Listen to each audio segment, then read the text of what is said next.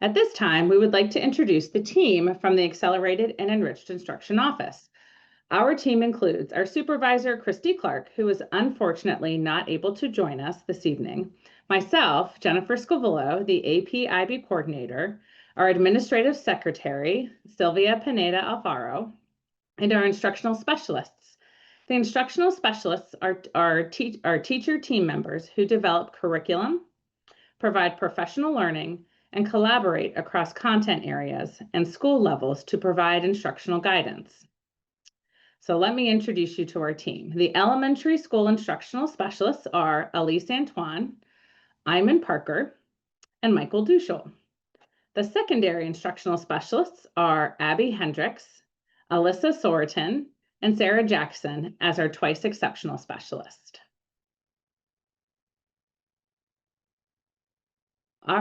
Our work in AEI is guided by national, state, and local expectations that all students should have opportunities to learn, grow, and reach their full potential. At the national level, the National Association for Gifted Children, NAGC, provides a framework that encourages strong gifted programs that are fair, research-based, and connected to families and communities. At the state level, Maryland's Gifted and Talented Regulations, called COMAR, require school districts to offer learning experiences that go beyond the regular classroom. These experiences should stretch and challenge students so that they can deepen and apply their learning. At the local level, MCPS supports this work through board policy and the district's strategic plan. One of the plan's goals is that all students will achieve at high levels and continue to grow. It includes a commitment to providing enrichment and opportunities for students to create, innovate, and extend their learning. The Accelerated and Enriched Instruction Office is part of the Division of Teaching and Learning. We help schools differentiate instruction, provide enrichment and acceleration, and identify and support students with high potential. Our mission is to make sure all students, especially those who show motivation or advanced ability, have access to instruction that challenges them and helps them thrive.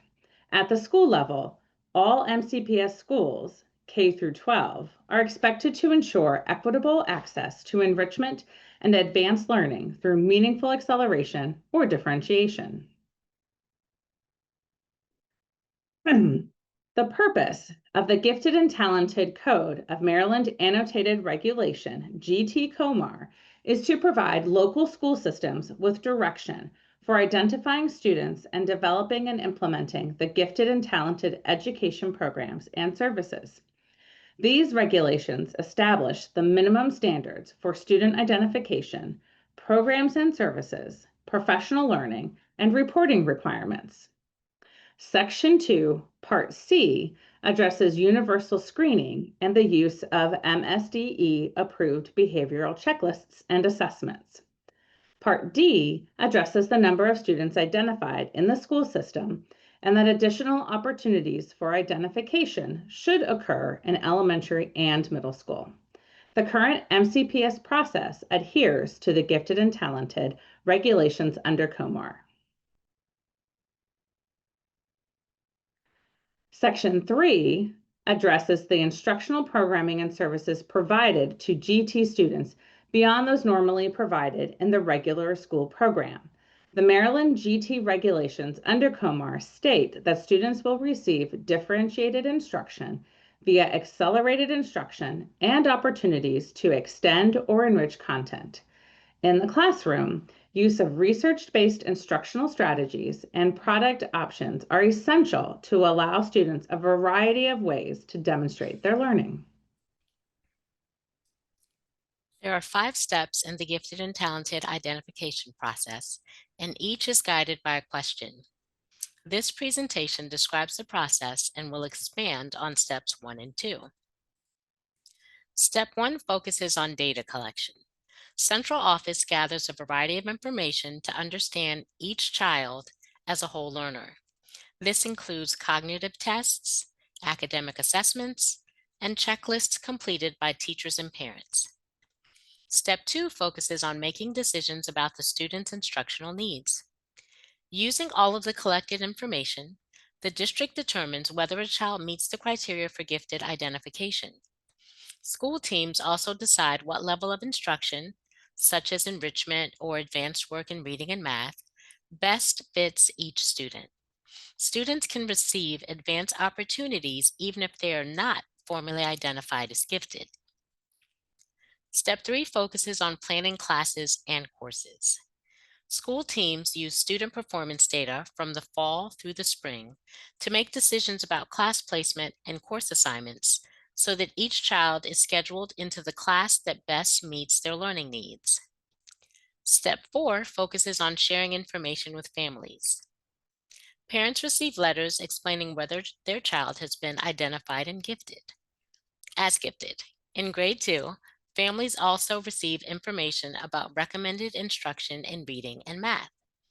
The goal is to keep parents informed and ensure teachers in the next grade level continue the recommended plan. Step 5 is ongoing and requires schools to check progress throughout the year. Teachers regularly review student progress to make sure students are receiving the right level of instruction. This ongoing monitoring helps ensure students continue to get the enrichment or acceleration they need. You may or may not have heard the term SIPI before. It is an acronym that stands for Student Instructional Program Planning and Implementation. You will note that in the graphic on the previous slide, making the GT determination is only step 2 of a 5-step process. The 5-step SIPI process is used to make sure students receive instruction and programs that fit their strengths and needs, identify students who may benefit from faster paced or enriched learning, identify students who may need extra support, involve parents in decisions about their child's learning experience and opportunities, share recommendations with families and the next year's teacher, and regularly check that students in advanced and enriched classes are learning and progressing well. At the elementary level, the Gifted and Talented or GT liaison is the primary contact for facilitating the gifted and talented identification process. This is not a separate or paid position in the school. The roles and responsibilities for this process are assigned to a staff member, usually an assistant principal, reading specialist, focus teacher, or the primary talent development coach at Title I schools. At the middle school level, the Accelerated and Enriched Instructional Support Teacher, AEIST, is the primary contact for facilitating the gifted and talented identification process. This position is often assigned to an instructional leader, such as a content specialist or staff development teacher. In alignment with the Maryland GT COMAR, students have multiple opportunities to be screened for gifted and talented identification. In grade 2, all students participate in the process. In grades 4 and 7, new and rescreened students have the opportunity to participate in GT screening. Students with alternative learning outcomes, or ALOs, do not participate in the GT identification process. If your student is being screened for GT this year, your school should have sent the GT screening notice to you via backpack or folder or electronically using Parent Square. If your student was already identified as GT by MCPS, they keep that designation through 12th grade and will not need to be rescreened. Also note that this GT identification process is completely separate from the MCPS Elementary and Middle School Central Review and Magnet Admission process. GT designation is not considered in either of those processes. The GT designation is one indicator of advanced academic performance and/or potential that is considered with other data to inform enriched and accelerated instructional opportunities at the local school. So step 1 is gathering data. The question that informs this step is what data best informs us about the whole child. The screening process uses multiple indicators, including a cognitive assessment, external assessments, and behavioral checklists completed by professional school staff and parents. Today's presentation will give you an overview of the different types of information we use to identify students for gifted and talented services. COGAT testing is used for grades 2 and 4 only. Families may choose to opt out. However, without a COGAT score, a student will not be able to meet the criteria for GT identification. The COGAT will not be used for grade 7 screening. When we look at reading and math assessments, we will use whichever score is higher, either the fall or spring result from DIBELS, Lectura, and MAP. For students in grades 4 and 7, we will also look at last spring's MAP and MCAP reading and math scores. Using this lag data gives us another way to understand each student's progress and helps make the screening process more complete. This year, MCPS will continue using 3 different behavioral checklists as part of the gifted identification process. These checklists are helpful because they give us information beyond test scores and help us understand the whole child. They highlight strengths and potential that may not show up on traditional academic tests. They also let us compare how a child behaves and learns at school with what families may see at home, giving us a more complete picture of each student.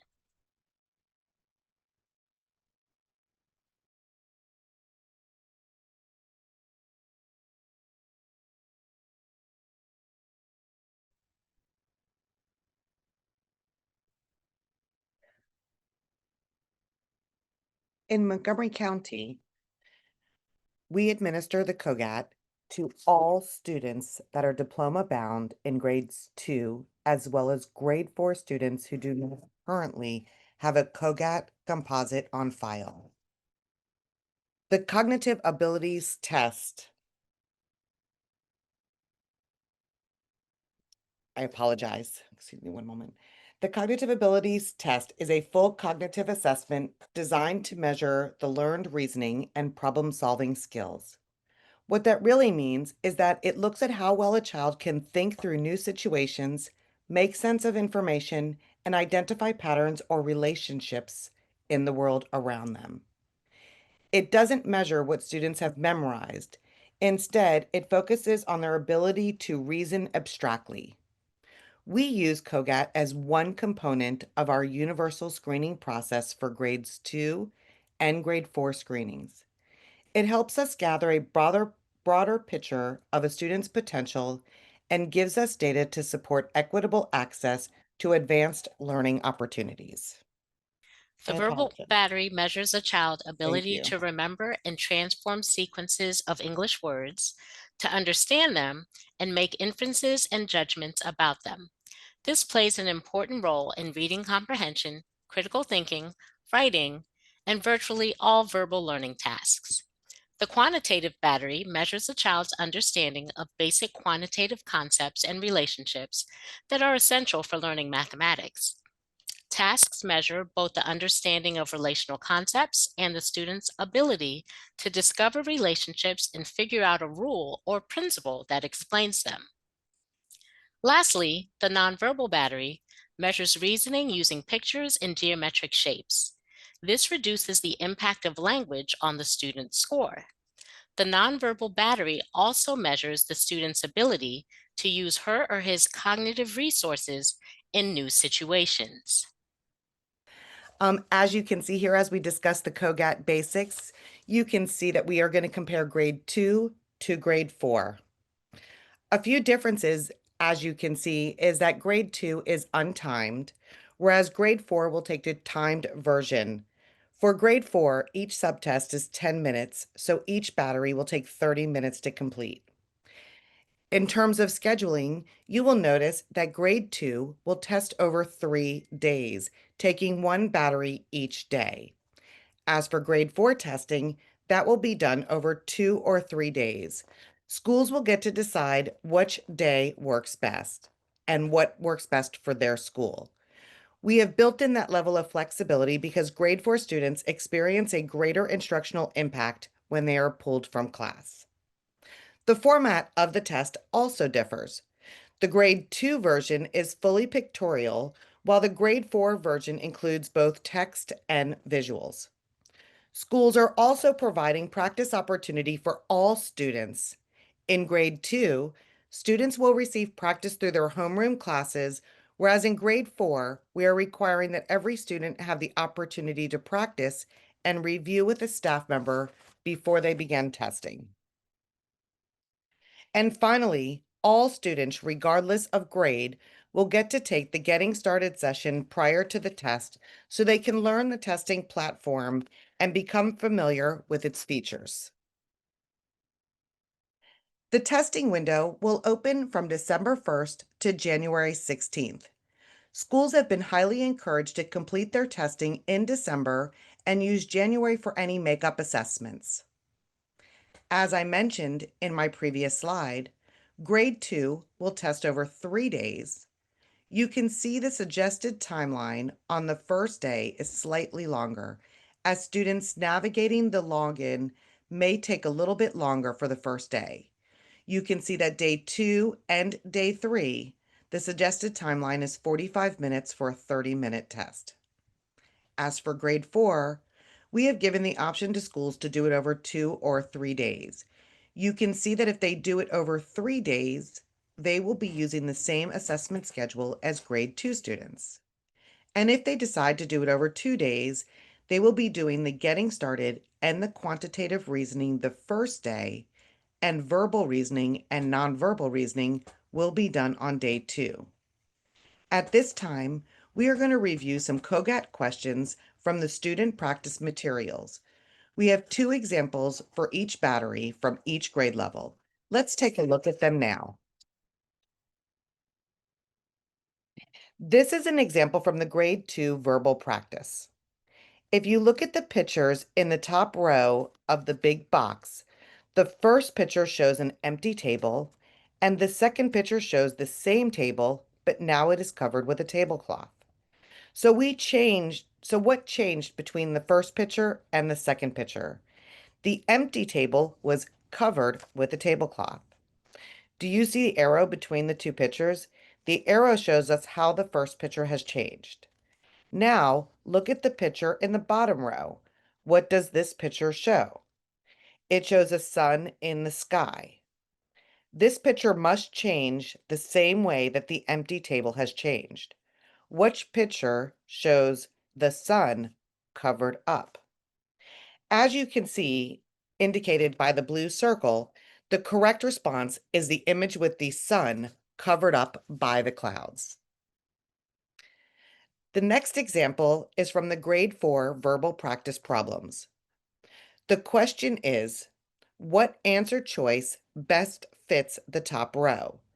The top row says bus, train, and airplane. All of these forms of transportation move groups from one place to another. Students can choose from ship, bicycle, buggy, tractor, or motorcycle. The answer is ship, because it also transports groups from one place to another. Now we will move on to 2 examples from quantitative. This is an example from grade 2 quantitative. The question asks, how do the first 2 pictures go together? What answer choice has the same relationship with the bottom picture? Please note that in grade 2, the software reads the full page to them. You can see that there are 2 flowers and the arrow leads to 3 flowers. This would be 2 flowers plus 1 equaling 3 flowers. The bottom picture has a picture of 1 chick. Using the same formula, we would add 1 chick to equal 2 chicks. You can see in the answer that there are 2 chicks that have been circled in blue. This is an example from grade 4. The 2 sides of the equal sign must total the same amount. Because the right side of the equal sign has a number 3, the side on the left side must also equal 3. In the equation blank minus 4 equals 3, we would need to fill the blank with the number 7, which would make both sides equal to 3. Therefore, the correct answer is B, 7. Our final two examples are models of the nonverbal problems they might see on the cognitive test. In this question, you will examine how the first two pictures go together. You will see that the first picture is of a parallelogram that is fully shaded in. The arrow leads to a parallelogram that has a large border and not shaded in the middle. The second row has a picture of a square that is fully shaded in. Based on the picture above, I will look for a square with a large border that is not shaded in. The second picture is correct. The final problem is an example from grade 4, nonverbal. This is a paper folding example in which a student will share what the paper looks like when it is unfolded. When you look at the first picture, the example, above the line, you will see the way the paper was folded, and you can see that it was folded along the vertical axis, and there were 3 holes added in a diagonal line. When the paper is unfolded, the student will look for the paper that represents the holes when unfolded. You can see that L is that has both sets of 3 dots diagonally with the ones at the bottom closest to the middle axis. L is the correct response.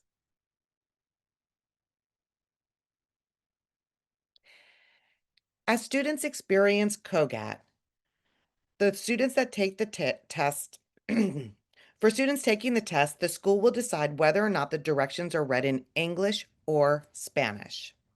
This will be based on EML plans or accommodations. The entire set of directions will be read in that selected language. In grade 4, there is also a text-to-speech option available in the platform. Students can choose to use this feature if they need additional support while working through the test.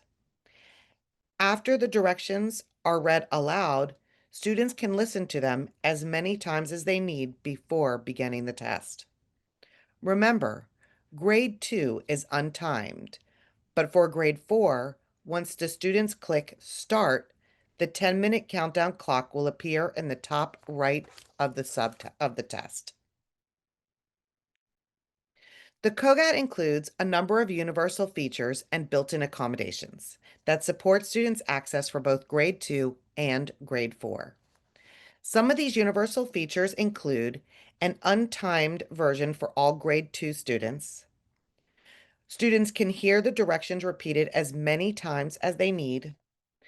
The grade 2 test is read aloud to all students, and grade 4 students have the text-to-speech option. The test can be read in either English or Spanish, depending on the student's needs. Students are also able to take breaks during the test, in between the subtests. In addition to these universal features, schools will also ensure that students that require small group testing, or in grade 4, those that require extended time, receive those accommodations. These will be other accommodations will also be provided at the local school level. Schools will work to ensure that those accommodations that are allowed are provided during COGAT. Now we will shift to the behavioral checklists, which will be completed by school staff as well as parents. The parent input form is one of 3 behavioral checklists used in the GT identification process, which lists behavioral descriptors of gifted and advanced students. It includes 12 behavioral descriptors that fall into 3 categories, including creativity, leadership and social skills, motivation and learning. A rating scale is used to indicate how often each descriptor is observed. Options range from not observed to almost always. The survey provides us with qualitative data that helps paint the larger picture of the student's profile and potential. Students can demonstrate and develop advanced characteristics in various ways and in various settings. It is important to note that what is considered as gifted or advanced behaviors can vary between cultures. The form provides an opportunity for parents to provide input about what they have observed in their student in non-academic settings. The preferred method of completing the forms is electronically through an online Google form. However, for those who technology may present a barrier, a paper copy is available by asking your GT liaison or AAIST or your student's homeroom teacher. The next few slides will walk us through how to access and complete the online form. The parent input form will be available as a digital Google form beginning in February of 2026. Families will receive a letter with instructions in late January through ParentView and by U.S. mail in their preferred communication language. About a week after the letters are mailed out, Central Office will send a Parent Square reminder to all families of students being screened. Each school will determine how to best support families in completing the form. In previous years, schools have offered to help through parent community coordinators, principal coffees, drop-in sessions, or by sending Chromebooks home with the instructions. Your school's leadership team and GT liaison or AIST will decide what supports to provide. All schools will continue offering translated paper copies to families who request them. To request a paper form, contact your school's GT liaison, classroom teacher, or middle school AEIST. If submitting a paper form, please turn it in several days before the posted due date so that staff can enter the responses on the computer. No extensions can be granted once the system-wide window closes. We would also like to highlight 2 items from the parent survey that often require additional clarification based on whether parents perceive them in a positive or a negative light. One of the creativity descriptors reads, quote, has a good sense of humor, sees humor in things that may not appear to be funny to others, end quote. Basically, what that is asking is whether your student has a sense of humor, whether that be through everyday interactions, uh, whether it's with family and friends, the literature they read, or media they engage with. Then a leadership and social skills descriptor reads, quote, convinces others in a good way or in a way that may seem negative, end quote. Basically, what that is asking is whether or not your student has the ability to convince others. To provide context for us as adults, if we consider world leaders across time, they had the ability to convince people in positive ways and negative ways. This is a characteristic of leadership. As you complete the form, consider how each of the behavioral descriptors is demonstrated by your student across multiple settings outside of school. The teacher survey includes 18 behavioral descriptors in 3 categories. Teachers complete it electronically by indicating how often they see each behavior, and they cannot view how the system calculates results. Students must meet the threshold in 2 out of the 3 categories to meet the overall survey threshold. In elementary school, only the homeroom teacher completes the survey. In grade 7, both the English and math teachers complete the survey. The staff advocacy form is optional and includes 12 behavioral descriptors.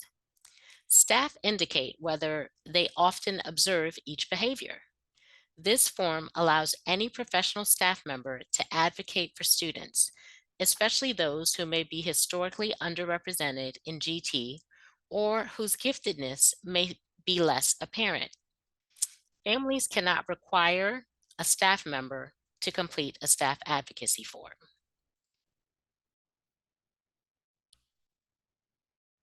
Iman?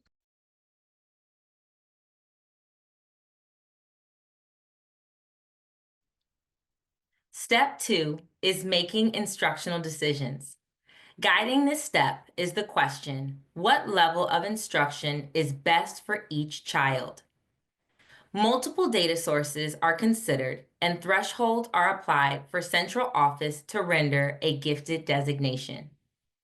The GT decision is rendered using the identified data sources and thresholds identified for each screening grade. This process is done electronically for over 20,000 students across the county. School committees meet to review their grade 2 student data and make decisions about instructional recommendations for enrichment in literacy and mathematics. These school-based committees are most often comprised of the GT liaison, assistant principal, staff development teacher, classroom teachers, and specialists such as the ELD teacher or special education teacher. Students do not need to be formally identified as gifted and talented to receive opportunities for enrichment and/or acceleration at their local school. In grade 2, students are universally screened for gifted and talented identification. All students in grade 2, aside from students with alternative learning outcomes, or ALOs, will participate in GT screening. There are 4 pathways in which students could meet the criteria for GT designation. These pathways look at a combination of cognitive assessments, academic measures, and surveys completed by parents and caretakers and school staff. We will be using data from this year and the previous school year. Our goal is to ensure that every student has multiple opportunities to show their strengths. Pathway 1 is for students who show very strong performance on the COGAT, which is a cognitive abilities test. If a student scores at the 90th percentile or above on the COGAT overall composite, they meet the criteria through Pathway 1. Pathway 2 is for students who have strong cognitive ability and also show strong achievement in both literacy and mathematics. To meet the criteria through Pathway 2, students must have a COGAT composite score between the 85th and 89th percentile, along with one literacy measure that meets the required score on Dibbles or Lectura, and one mathematics measure that meets the required score, MAP Growth Math. Pathway 3 is available for students who have strong cognitive scores and show strength in at least one academic area, along with input from the adults who know them best. To meet the criteria through Pathway 3, students need a COGAT composite score between the 85th and 89th percentile, one academic measure, either reading or math, that meets the required score, and one behavioral checklist that meets the required score. This pathway recognizes that giftedness can show up in different ways, not only through test scores. It includes family and teacher perspectives so we can capture creativity, motivation, and problem solving that may not appear on standardized tests. Pathway 4 provides another option for students who may not have a high COGAT composite score, but who show strength in 2 specific parts of the COGAT.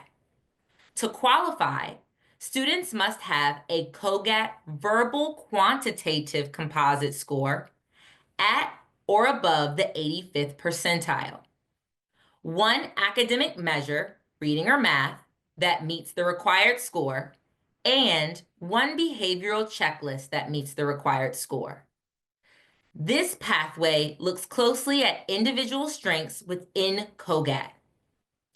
Students who show strong verbal and quantitative reasoning may qualify even if their overall score is not as high.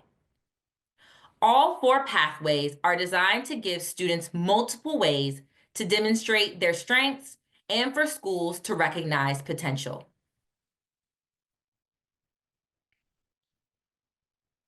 Just like in grade 2, grade 4 also has 4 pathways for students to qualify for gifted and talented identification. The overall structure is the same. Students can qualify based on a combination of cognitive data, academic performance, and survey information from families and teachers. However, there are a few important differences for grade 4 that I want to highlight. All grade 4 students who are not already identified as GT will be screened this year. We will use data from grade 3 as specified. If a current grade 4 student took the COGAT in grade 3 last school year, we will use their existing COGAT scores as a part of the GT rescreen. We will look at the COGAT verbal quantitative composite score along with their most recent academic data. This allows us to use the strongest and most complete picture of each student's abilities. Students who are new to MCPS or who did not take the COGAT in grade 3 will take the COGAT this year. These students will complete the COGAT during the December-January testing window so that they have the same cognitive data point available as their peers. Academic measures for grade 4 includes MAP scores and grade 3 MCAP results. Unlike grade 2, grade 4 students may meet the threshold using either MAP growth reading and math scores from spring or fall 2025, or their grade 3 MCAP ELA or math scores from last year. Every student who is not already identified will be screened to ensure that all children have multiple opportunities to demonstrate potential. Our goal continues to be to identify students who show advanced ability, creativity, problem solving, and motivation, no matter where or when that potential appears. For grade 7, the gifted and talented identification process looks different from the elementary grades. By middle school, students have more academic data available, such as MAP scores from this year and MCAP results from grade 6. So the process focuses on academic performance and observable student behaviors. For grade 7, there are 2 pathways for students to meet the gifted and talented criteria. Both pathways use data from spring 2025 and fall 2025. In Pathway 1, students qualify based entirely on their academic performance. To meet this pathway, a student must reach the required score on all 4 academic measures. MAP growth, math, and reading. From spring or fall 2025, students must score at the 85th percentile or above. For the grade 6 MCAP mathematics that was taken in spring 2025, students must score at 775 or above. And for the grade 6 MCAP English Language Arts assessment that students took in spring 2025, they must score a 777 or above. This pathway recognizes students whose academic performance across both reading and math is consistently high. Students who meet all 4 academic benchmarks automatically qualify. No surveys or checklists are required. Pathway 2 gives students another way to qualify by looking at both academic measures and behaviors associated with gifted learning. To meet Pathway 2, a student must meet 3 out of the 4 academic measures and meet the criteria for one of the behavioral checklists. This pathway makes room for students who show strong academic performance, along with behaviors often seen in gifted learners such as creativity, problem solving, curiosity, or exceptional motivation. It ensures students are not overlooked simply because they are still developing in one academic area. If you joined us for our previous webinar sessions on elementary and middle school enrichment, you have already met our students here. We are going to look at Elena, Quill, Lux, Mateo, and Zola and share their results from the GT identification process. Elena was screened for GT in grade 2. Elena is strong in math and science and receives enrichment in both areas. Here are Elena's scores from GT screening. Elena had a COGAT composite score that fell within the 86th percentile, meaning she met the cognitive measure. Although it was not required, Elena also met the criteria based on the COGAT verbal quantitative composite score. She did not meet the criteria for DIBELS, but did meet the criteria for MAP Growth Math, scoring in the 90th percentile on the Fall 2025 MAP Growth Math assessment. She also met the criteria for 2 of the behavioral checklists, the parent input form and teacher survey. A staff advocacy form was not submitted, but remember, that is not a requirement and it is optional for students to fill out this form for students. Considering all of Elena's data, she met the criteria for GT identification through Pathway 3.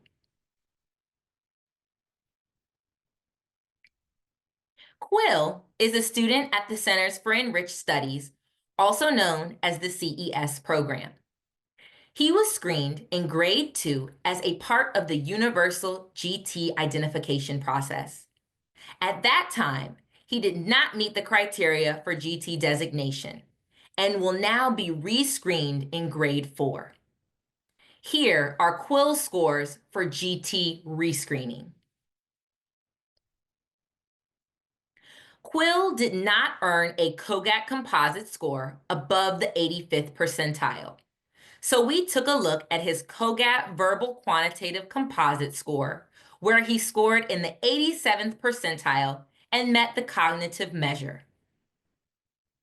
In grade 4, we look at MCAP and MAP growth reading and math scores as academic measures.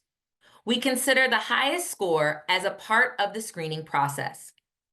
In Quill's instance, he scored higher on the grade 3 MCAP ELA assessment than he did on his grade 4 MAP growth reading assessment. So that is the data measure that was considered. He earned a score of 813 on the grade 3 ELA MCAP, meeting the criteria for that measure. He did not meet the criteria for the math academic measure, and his family did not submit a parent input form. While his homeroom teacher did fill out the teacher survey, he did not meet the criteria. Quill's 3rd grade teacher decided to fill out the staff advocacy form, and he did meet the criteria for that behavioral checklist. Ultimately, Quill met the criteria for GT identification through Pathway 4 based on his COGAT verbal and quantitative composite score, his grade 3 reading MCAP, and the staff advocacy form. Lux met the criteria for literacy enrichment through the grade 3 central review process. His family was happy with Lux's home school, and they declined the invitation to the CES program. And he is receiving literacy enrichment at his local elementary school. He also participated in the GT identification process in 4th grade as a rescreen. Here are Lux's scores for the GT rescreen. While Lux met the cognitive measure with his COGAT verbal quantitative composite score in the 86th percentile and met the fall 2025 MAP growth reading criteria, he did not meet the criteria for a third academic measure or any of the behavioral checklist. This means Lux did not meet the criteria for GT identification and will be rescreened again in middle school.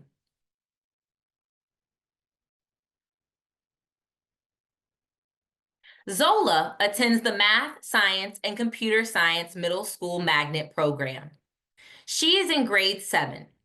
Zola has not met the criteria for GT designation previously and is participating in the GT identification process as a rescreen in 7th grade. Here are Zola's scores for GT rescreening.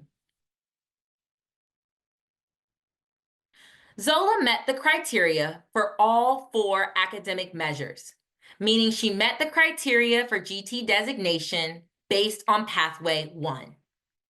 Note that since Zola met the criteria for 4 academic measures, she did not need to meet the threshold on any of the behavioral checklists to meet the GT criteria. Step 3 is making articulation decisions. This step addresses the question, how do we ensure that every child is scheduled to best meet their instructional needs? School teams review student performance data to inform decisions about articulation, and class and course rosters are developed. This is an opportunity for your students' school teams to review and analyze all of the performance data from the fall to the spring, beyond what is used to render the GT designation, and make decisions about which classes and courses students will be assigned to for the coming school year.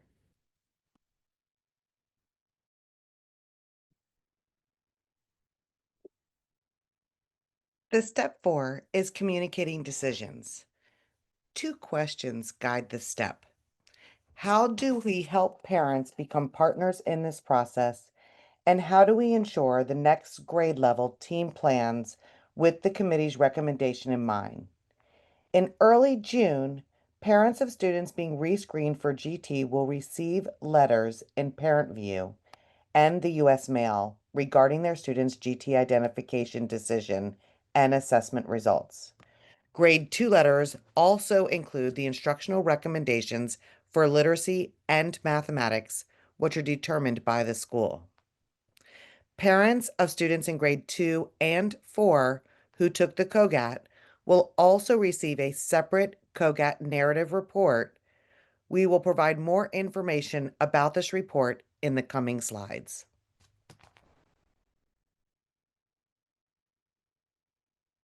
In late May or early June, families of students participating in the GT identification process in grades 2, 4, and 7 will receive a gifted and talented GT parent letter. This letter shares the results of the GT identification process and summarizes the data used in the decision. The goal is to ensure families understand how decisions were made and what the next steps are for their child.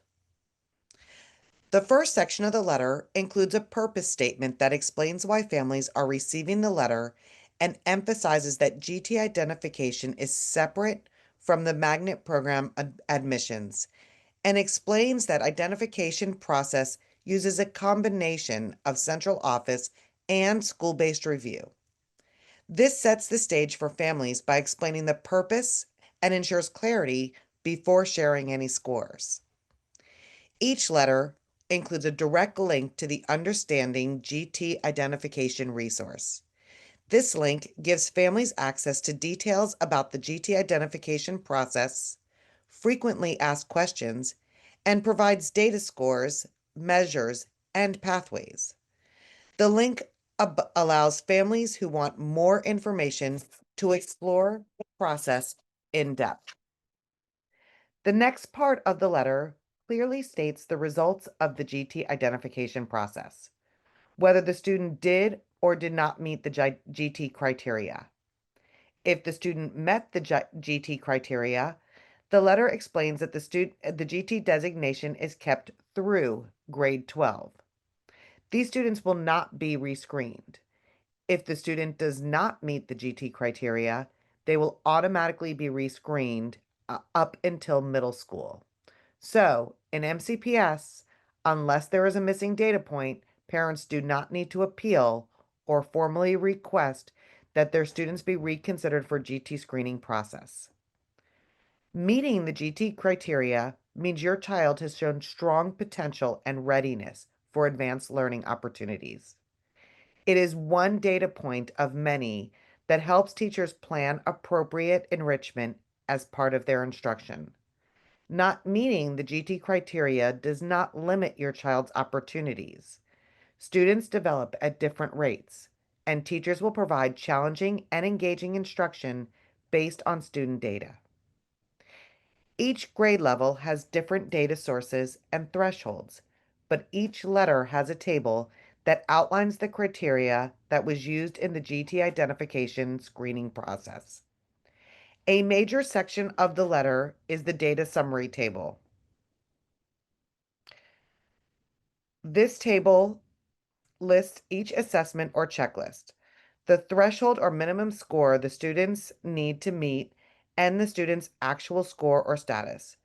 Please note that if multiple data points were considered, we will use the higher of the score in the GT process, and that data point will show up on the GT parent letter. This section helps families understand the pathways their child could meet and what was considered during the review. This transparency allows families to clearly see how their students performed relative to the criteria. Each letter includes the status of each behavioral checklist to include in the parent input form, teacher survey, and staff advocacy form, and whether students met or did not meet the threshold. This section shows how non-testing measures contributed to the overall decision. Only grade 2 letters include a literacy instructional recommendation and a math instructional recommendation, which is based on ongoing performance. These recommendations guide schools in planning instruction, not just for the GT identification, but for ongoing student instructional planning. At the end of each letter, families are reminded who to contact with questions about the GT result and access links and resources for math enrichment or GT program information.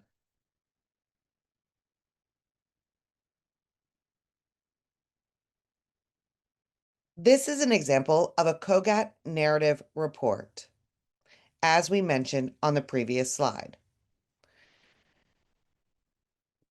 The scores are reported as a standard age score, which measures performance on a scale with 100 being the average, meaning your child's performance is compared to that of other children in the same age across the nation.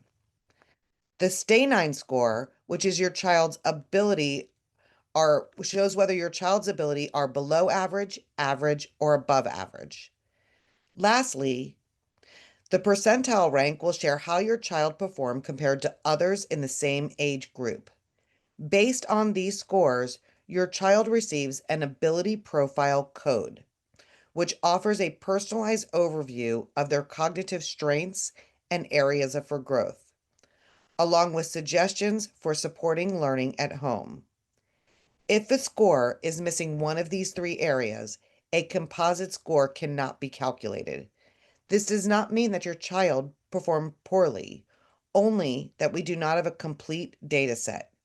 In these instances, students will have the opportunity to be reassessed in grade 4, or will be rescreened in grade 7 using academic measures and behavioral checklists.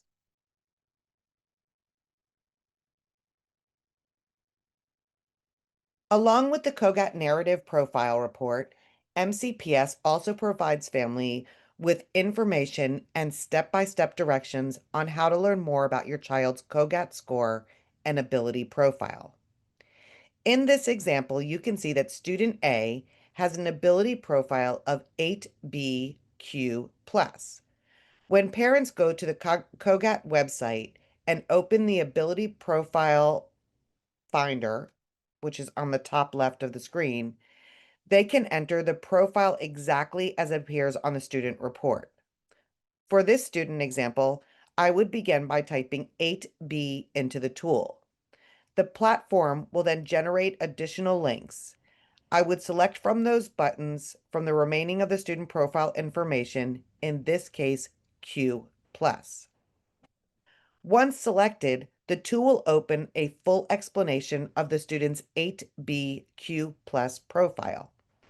Parents can explore each section by expanding the tab, or they can print the one-pager summary that describes the student's reasoning strengths and instructional implications. This is a helpful resource for families to better understand the COGAT results. However, it is important to note that schools use multiple sources of data, not just the COGAT profile, to inform instruction and support student learning.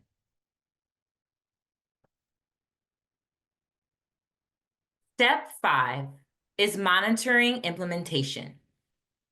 School staff use real-time data to address the question, how do we know each child is receiving the recommended instruction?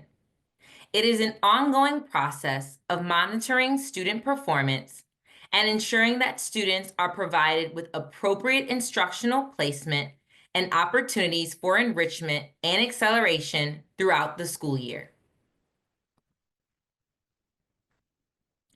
Elementary schools offer a variety of ways for students to engage in enriched learning. While gifted and talented identification is one helpful data point, it is not the only factor used when determining access to enrichment opportunities. Schools look at multiple sources of information to ensure that students receive the level of challenge that best supports their growth across content areas. Students have access to the following enrichment opportunities in elementary school. Tiers of enrichment in mathematics provide opportunities for students to engage with advanced reasoning, problem solving, and extension tasks that go beyond the on-grade level core curriculum.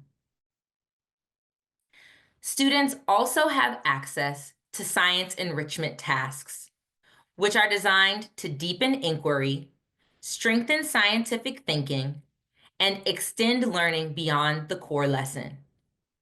These optional tasks allow students to explore content more broadly and deeply through investigation, analysis, and application. In literacy, students can experience enrichment through challenge tasks and trade books that provide opportunities for deeper comprehension, higher level discussion, and greater complexity in texts. In 4th and 5th grade, schools can also differentiate literacy instruction to meet student needs through adjusted pacing or enrichment overlays, and enrichment during the fit block. These structures allow teachers to provide additional challenge, extend learning, and support students who are ready to move beyond the core lesson. Together, these structures ensure that all students have access to enriched learning opportunities, regardless of identification status. Enrichment is embedded throughout the elementary experience, offering multiple ways for students to challenge themselves and grow. Middle schools also offer a variety of ways for students to engage in enriched learning. The Grade 5 Central Review process helps determine placement in enriched social studies courses and accelerated or enriched math pathways. In addition to the Central Review, each local school has the flexibility to make decisions based on additional data and student need. This means that schools can recommend students for advanced courses even if they were not identified through the Central Review process. Middle schools also offer opportunities for students to take high school level courses, including math, technology education, and world languages. Beyond that, middle schools provide embedded enrichment in English and science, as well as other content areas. This ensures that students can engage in rigorous, enriched learning regardless of their specific course placement. And finally, all students entering middle school have access to a variety of magnet programs, both criteria-based and interest-based. This expands access to accelerated and specialized learning pathways across the county.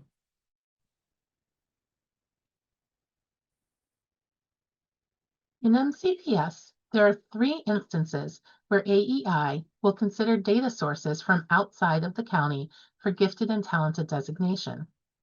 If your child has a prior GT or TAG designation from a former school district, if your student has a group administered assessment, or if your child has an individually administered psychological assessment by a licensed psychologist within the last 2 years.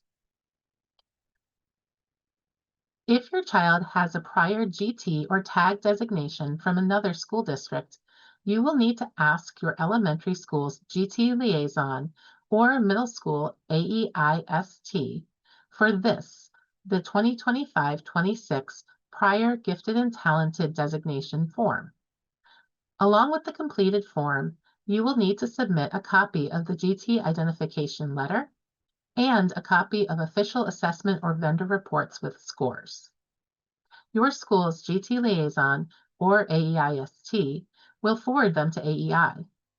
AEI will draft a letter indicating the student meets the MCPS GT criteria, upload it to Parent View, and send a copy to you in US mail. Additionally, MCPS considers individually and group administered cognitive assessments that are on the approved list of assessments developed by the Maryland State Department of Education, MSDE. You will need to complete and submit this 2025-26 Gifted and Talented Designation request to your elementary school's GT liaison or middle school's AEIST, along with a copy of the full psychological assessment or group administered assessment. Your school's GT liaison or AEIST will forward them to AEI to conduct a manual review of your student's data and make determination. AEI will draft a letter indicating whether or not your student meets the MCPS GT criteria, upload it to Parent View, and send a copy to you in the US mail. Here are the individually and group administered cognitive assessments that are on the approved list of assessments developed by MSDE. For individually administered assessments, we consider the Full-Scale Intelligence Quotient, or FSIQ, or the General Abilities Index, GAI. If a student has one of these assessments from a private psychologist, families must provide the school with the full report. The school team, including the school psychologist, must conduct a meeting with the parents to review the results and determine what instructional programming is appropriate for the student. The school team must verify the external report and submit documentation to AEI. For group-administered cognitive assessments that are on the approved list of assessments developed by MSDE, we consider the national percentile and index scores. No team meeting is required prior to submitting results from group-administered assessments. I'm going to walk you through an example of an external review using our twice exceptional student, Mateo. Mateo completed a cognitive assessment called the WISC-5. When you look at his results, you'll notice that his full-scale IQ is a 117, which does not meet the 120 threshold used for IGT identification. However, the WISC also provides another score called the General Abilities Index, or GAI. Mateo's GAI is a 129, placing him in the 97th percentile, which is well within the gifted range. It's important to know that when interpreting these assessments, it's important to look for patterns, not just one number, to understand a student's true potential. In Mateo's case, his verbal comprehension score is extremely high at the 99.9 percentile. At the same time, his processing speed is very low, in the 5th percentile. This large gap is a classic example of a twice exceptional profile, significant strengths alongside significant challenges. The team also considers his educational disability code, autism and ADHD, which help explain why certain scores are uneven and why the GAI might be a better representation of his abilities than the full-scale IQ. This example helps us see how teams use multiple data points, not just a single score, to understand a student's strengths and needs more accurately. We just mentioned that our student Mateo is twice exceptional, and I'm going to talk a little bit about what twice exceptional is and what it isn't. Please keep in mind that this is a topic that people have written hundreds of books about, and we will cover in just a few minutes. This is meant to help you understand our process and designations. Twice exceptional refers to students who are both highly gifted in one or more areas and have a disability that create challenges in another area. 2E students are 2E all the time. It's part of who they are, not just something that shows up at school. Because the strengths and challenges exist at the same time, they can sometimes mask each other. A student's disability may hide their strengths, or their strengths may hide areas where they need support. This is why identifying twice exceptional students requires careful, thoughtful review. 2E is not just a flag or a label in the MCPS system. GT designation appears on a student profile. 2E, or twice exceptional, does not. 2E is not tied to specific programs or placements. Recognizing that a student is twice exceptional does not place them in a particular class or service. 2E does not require a 504 plan or an individual education program, or IEP. Many students have these supports, but not all, and it's not a requirement. Twice exceptionality is a complex topic, and it's more than we can fully address in just these few minutes. Based on feedback from many of you, we will be offering a spring series that takes a deeper look at twice exceptional learners and how we support them in MCPS. Stay tuned. We'll be sharing more about this new series soon. Okay, we've now reached the end of part 3 of our series, The Gifted and Talented Identification and COGAT. Our series will conclude on December 3rd at 6:30 p.m. with a final installment of the journey of an MCPS student as we explore several new students' experiences of enrichment and acceleration opportunities at the high school level. And as a reminder, if you cannot join us live for any session, the recording will be available on the MCPS YouTube channel approximately 1 week after the live presentation. You can access the permanent link via the QR codes on the flyer.